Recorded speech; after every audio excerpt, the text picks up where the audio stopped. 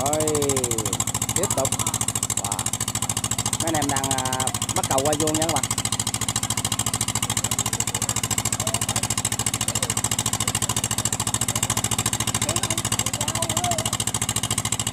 Phải 2 người lội vậy nè các bạn ơi, cắt vuông nó cực vậy đó ha.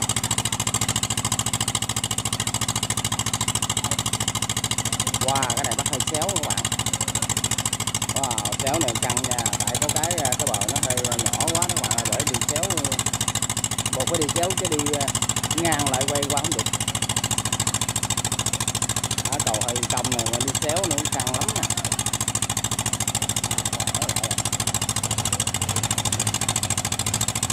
Cây 70 với cây 102PRO nha các bạn. Đây, cây 70 tới nè.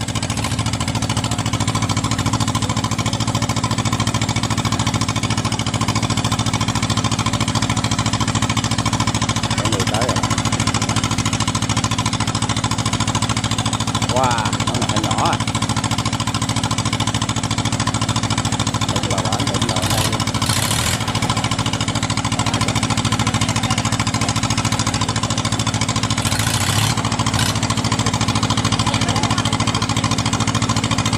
Đúng rồi, lên xéo đó luôn đó.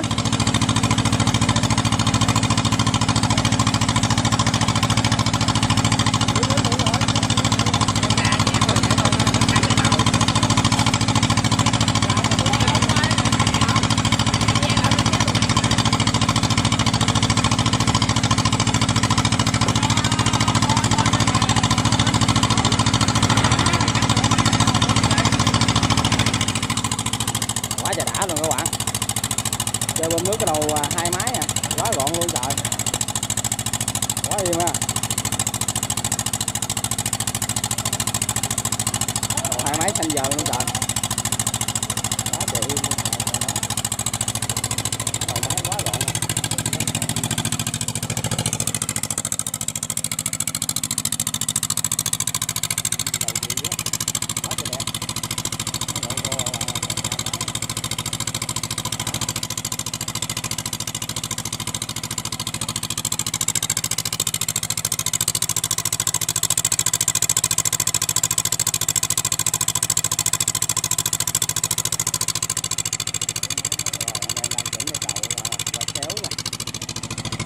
Trời, qua xéo luôn.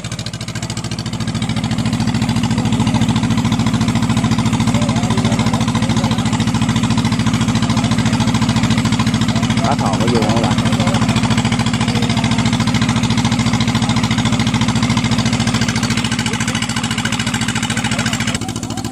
Rồi máy tới nha, 102PRO mới chát luôn các bạn. Đang tới để chuẩn bị định phà nha các bạn ơi. 2 cây chạy chung luôn. Đi phà cây các bạn, phà lắp camo chip.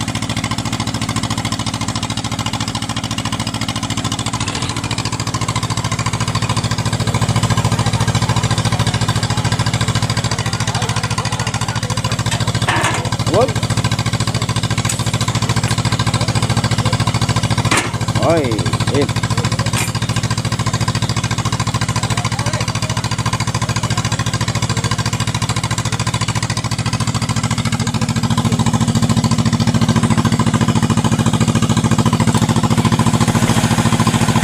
Kéo đầu cua ta để dàn chân 70 các bạn ơi, bự lắm.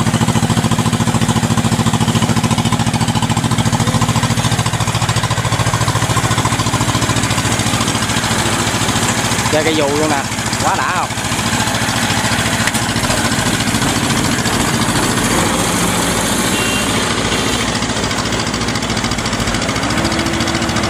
Rồi cái 102PRO lên nha.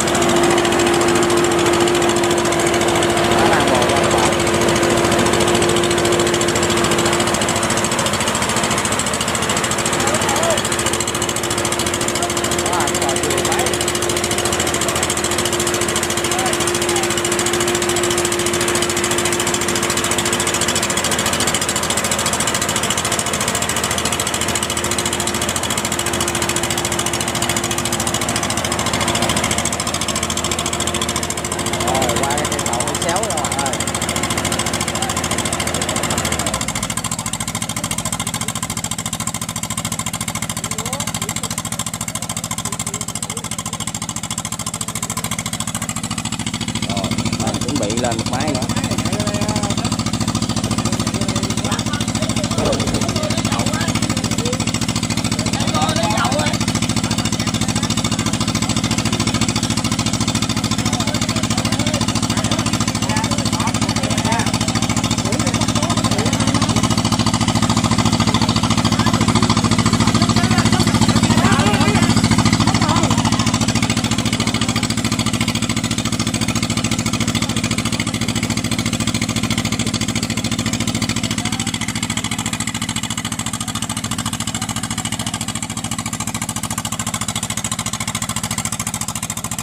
Bao các bạn, qua là bữa đó.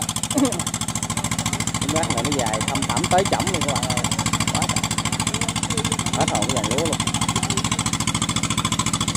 quá trời FT các bạn, lúa FT, lá nào nó như lá xả vậy, hết hồn, cào lắm cào.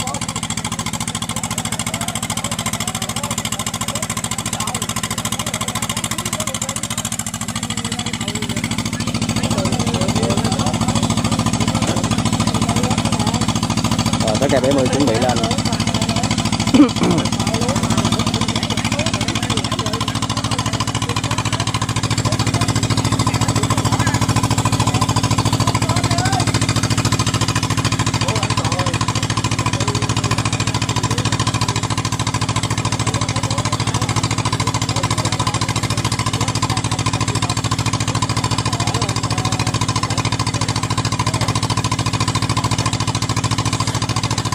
Với bình định mà còn 2 cân không ạ?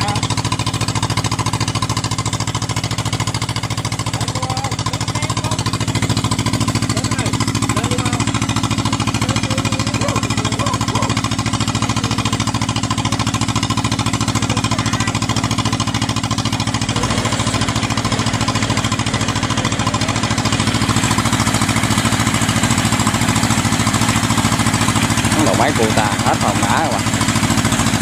Giờ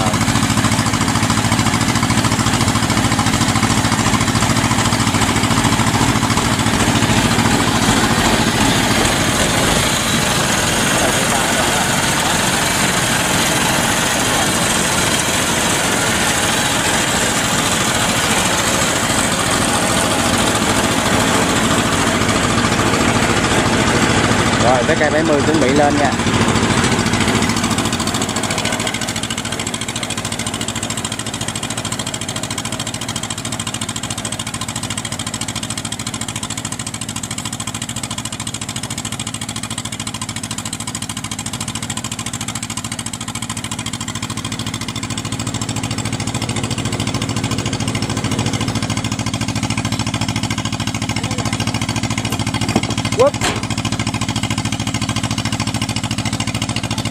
Cây 70 đi ơn nè các bạn, 2 chiếc máy mà có một cái máy kéo à.